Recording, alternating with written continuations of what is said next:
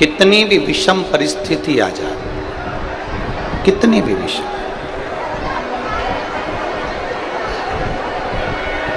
उस विषम परिस्थिति में केवल एक नारी, उस विषम परिस्थिति में केवल एक स्त्री, उस विषम परिस्थिति में एक स्त्री, एक नारी एक ऐसी होती है जो उस विषम परिस्थिति में, चाहे वो आपके घर की माँ हो, आपके घर की बहन हो, आपके घर की बेटी हो, आपके घर की धर्म पत्नी हो, आपके घर की बुआ हो, आपके घर की काकी हो, आपके घर की नानी हो, आपके घर की दादी हो, कोई भी आपकी विषम परिस्थिति में जब सामने विषम परिस्थिति आकर खड़ी होती है, उस जगह पर अगर कोई मार्ग ना सूझे, उस जगह पर अगर कोई मार्ग ना मिले, कोई मार्ग आपकी बुद्धि में आ ही ना रहा हो, तब घर की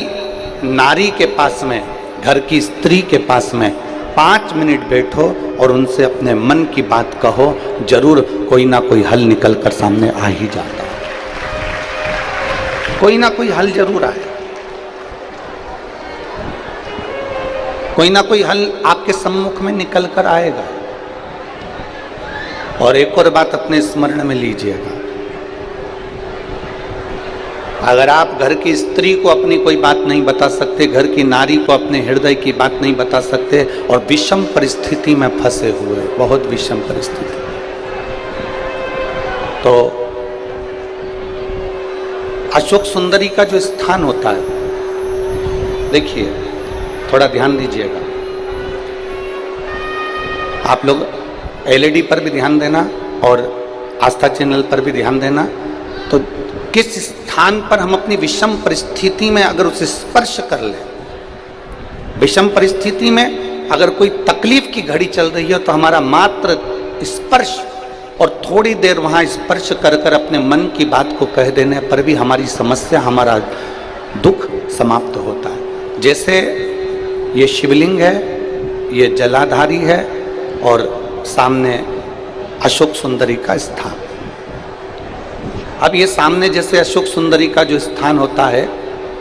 उस अशोक सुंदर वाली स्थान पर अपने हाथ, सीधे हाथ की 3 उंगलियां, मात्र 3 उंगलियां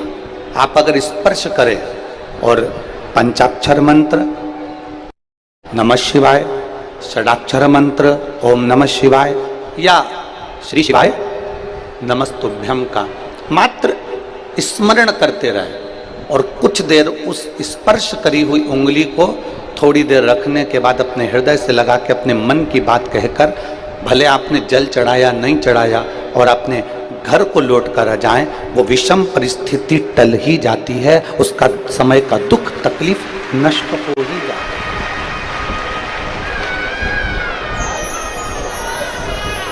वो एक विषम परिस्थिति को टालने का स्थान है। कहते हैं कि जब हम अशोक सुंदरी वाले स्थान पर, जब हम हाथ का स्पर्श करते हैं, अशोक सुंदरी वाले स्थान पर जब हम हाथ का स्पर्श करते हैं और स्पर्श कर कर जब हम अपने मन की बात कहते हैं, तो वो बात महादेव तक, माता पार्वती के माध्यम से, अशोक सुंदरी के माध्यम से पहुंच जाती है और भोलेनाथ हमारे मन की दशा को जानकर आशीर्वाद दे ही देते हैं। वो विषम परिस्थिति। और शंभु शरणे पड़ी मांगू घड़ी रे, दुख का दया करी ने दर्शन।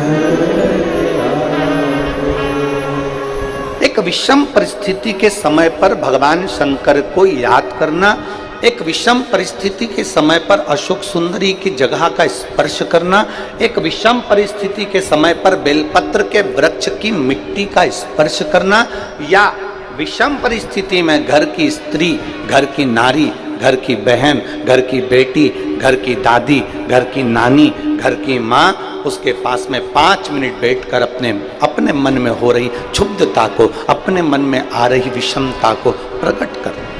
विषम हमने एक बात पहले कही, आप लोगों के स्मरण में होगा, किस किसने सुना है? जिसने सुना होगा वो बताएंगे। हमने पहले कथा में कहा था कि नारी का आधा शरीर देवादिदेव महादेव का होता है। सुना था कि नहीं सुना था? बोलो जम के।